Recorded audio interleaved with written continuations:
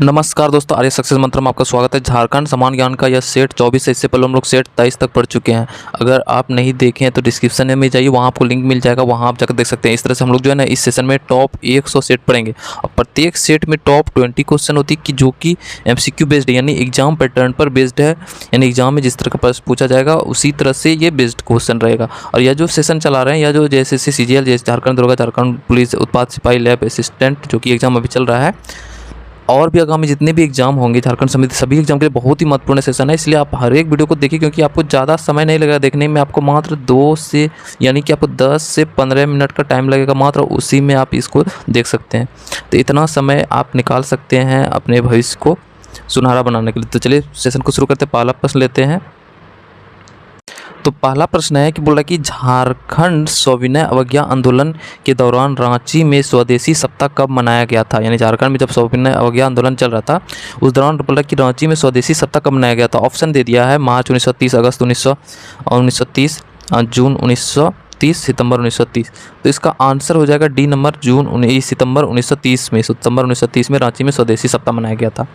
दूसरा प्रश्न पर आ जाते हैं कि दूसरा प्रश्न कर रहा है कि सविनय अवज्ञा आंदोलन के दौरान डाल्टनगंज में कांग्रेस का दफ्तर बंद करवाने तथा मुठिया में के रूप में एकत्रित अनाज को जब्त करने में ठाकुर भोलानाथ के सहयोग के बदले सरकार ने उन्हें कौन सी पदवी मिली थी। ठीक, बोला कि सविनय अवज्ञा आंदोलन के दौरान जो है डाल्टनगंज में कांग्रेस का दफ्तर बंद करवाने और मुठिया के रूप में एकत्रित अनाज, यानी मतलब अनाज कुछ लोगों क्या कर रहा था, एकत्रित करता, उस अनाज को जब्त करने में ठाकुर भोलानाथ का सहयोग के बदले, यानी ठाकुर भोलानाथ सहयोग ने सहयोग किया था, उसी के बदले सरकार ने उन्हें कौन सी पदवी मिली थी। ऑप्शन में दिया राय बहादुर, बाज बहादुर, चांद बहादुर, इनमें से कोई नहीं। ठीक, तो इसका आंसर हो जाएगा ए नंबर, राय बहादुर की उपाधि दी थी इसको ठाकुर। तो इतना बड़ा याद नहीं रखना कि बस इतना याद रखना कि ठाकुर भोलानाथ को राय बहादुर की उपाधि दी गई थी।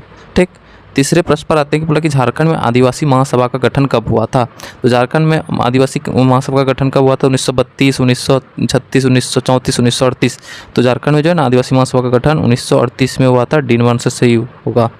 उसके बाद फिर बोल रहा है कि आदिवासी महासभा का जो संस्थापक यानी अध्यक्ष कौन था, यानी जब स्थापना हुआ तो उसका उस समय अध्यक्ष कौन था। ध्यान देना, 1938 में आदिवासी महासभा का स्थापना हुआ था। और इस समय ऑप्शन पहले देख लेते हैं, पहले सूर्य सिंह बेसरा, सुखदेव महतो, थियोडोर सुरीन, कार्तिक उरांव। तो इस समय जो इसका संस्थापक था थियोडोर, क्योंकि कंफ्यूज नहीं करना, क्योंकि ये क्वेश्चन बहुत बार पूछा जा चुका है, थियोडोर सुरीन। ठीक, यानी सी नंबर सही होगा। लेकिन 1939 में क्या हुआ कि जब द्वितीय महासभा हो रहा था तो इस समय इसका अध्यक्ष कौन बन गया था? जयपाल सिंह मुंडा। 1939 में पूछेगा तो कौन बन गया था? जयपाल सिंह मुंडा। ठीक,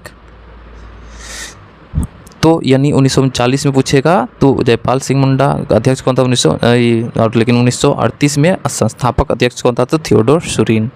ठीक, अगले प्रश्न पाते, क्लियर हो गया।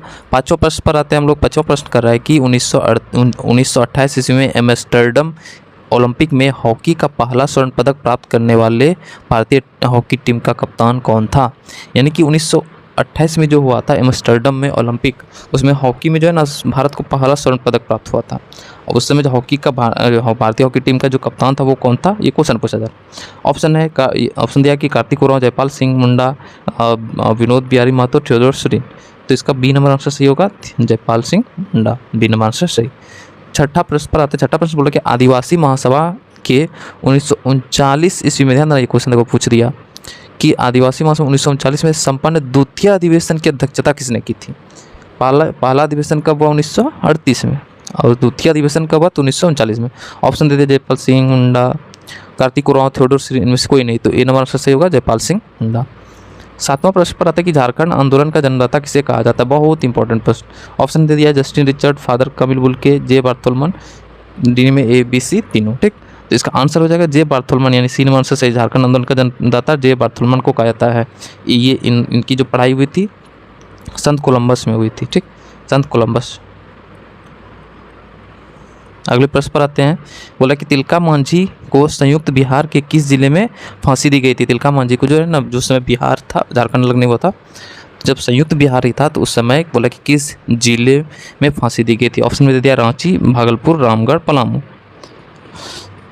तो इसका आंसर क्या हो जाएगा? भागलपुर, यानी बी नंबर आंसर सही हो जाएगा। नवा प्रश्न पाते जे बार्थोलोमेव किस कॉलेज का छात्र था? ऑप्शन दे दे संत कोलंबस, संत मेरी, संत माइकल, संत अगस्टन। ठीक, तो जे बार्थोलोमेव जो है ना वो संत कोलंबस, यानी ए नंबर आंसर सही हो जाएगा। 10वां प्रश्न पर आते हैं कि झारखंड में वर्षा का मुख्य स्रोत क्या है? ऑप्शन दे दिया, यानी झारखंड में जो वर्षा होती है उसका मुख्य स्रोत कौन सी मानसून है? ऑप्शन में दे दिया है दक्षिणी पूर्वी मानसून, दक्षिणी पश्चिमी मानसून, पश्चिमी मानसून, उत्तरी मानसून। तो आंसर बी नंबर आंसर सही होगा, दक्षिणी पश्चिमी मानसून, बी नंबर आंसर सही हो जाएगा।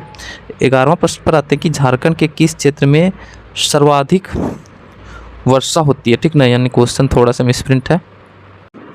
वर्षा क्षेत्र में सर्वाधिक वर्षा होती है, सर्वाधिक वर्षा होती है। तो ऑप्शन दे दिया रांची, नेतरहाट, पारसनाथ, चतरा। तो बी नंबर आंसर सही होगा, नेतरहाट में सर्वाधिक वर्षा होती है।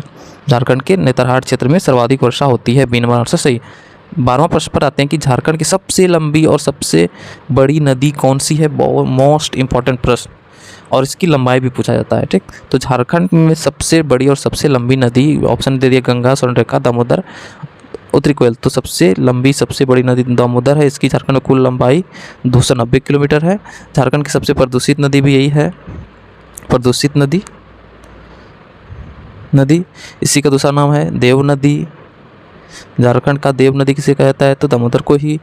प्रदूषित नदी दामोदर नदी ही, इसकी झारखंड में कुल लंबाई 290 किलोमीटर। सबसे लंबी और सबसे बड़ी नदी झारखंड की दामोदर नदी। ठीक, इतना सब चीज़ याद रखना। दामोदर नदी कहाँ से निकलती है? लातेहार के टोरी नामक स्थान से, लातेहार के टोरी नामक स्थान से। ठीक, अगले प्रश्न पर आते हैं, दामोदर की लंबाई झारखंड में कितनी है? अभी तुरंत बताया, ऑप्शन दे दिया 285, 290, 295, 300। तो 290 किलोमीटर है झारखंड में दामोदर नदी की कुल लंबाई 290 किलोमीटर। 14 नंबर तक दामोदर नदी कहाँ से निकलती है? ऑप्शन देते हैं लातेहार, गुमला, रांची, साहिबगंज। तो लातेहार के टोरी नामक स्थान से निकलती है, तो ए नंबर आंसर सही हो जाएगा, लातेहार के टोरी नामक स्थान से निकलती है। 15वां प्रश्न पता है झारखंड में कुल कितने कृषि जलवायु क्षेत्र है? ऑप्शन दे दिया है 2, 3, 4, 5। तो झारखंड में कुल जो है कृषि क्षेत्र की संख्या 3 है, यानी बी नंबर आंसर सही हो जाएगा। 16वां प्रश्न झारखंड के कुल कृषि क्षेत्रफल के कितने प्रतिशत भाग पर एक फसली कृषि की जाती है? ऑप्शन दे दिया है 34, 36, 38, 40। तो इसका क्या हो जाएगा आंसर? तो याद रखने के क्वेश्चन को समझना कि कुल कृषि क्षेत्र का कितना प्रतिशत भाग पर एक फसली कृषि, मतलब कि एक ही फसल उपजाया जाता है। ठीक, तो डी नंबर आंसर जाएगा 40%, यानी 40% क्षेत्र पर क्या होता है कि एक फसली कृषि होता है। 17वां प्रश्न पर आते हैं कि झारखंड ऊर्जा नीति कब लागू की गई थी? ऑप्शन दे दिया है 2008, 2010, 2012, 2014। ठीक ना, तो झारखंड में ऊर्जा नीति याद रखना कि 2012 में झारखंड ऊर्जा नीति। उसके बाद फिर बोल रहा है कि झारखंड राज्य जल नीति। ये दोनों इंपॉर्टेंट प्रश्न है, 17 और 18। ठीक, ये दोनों इंपॉर्टेंट प्रश्न होता है। झारखंड राज्य जल नीति कब लागू की थी? ऑप्शन दे दिया 2010, 2011, 2013, 2012।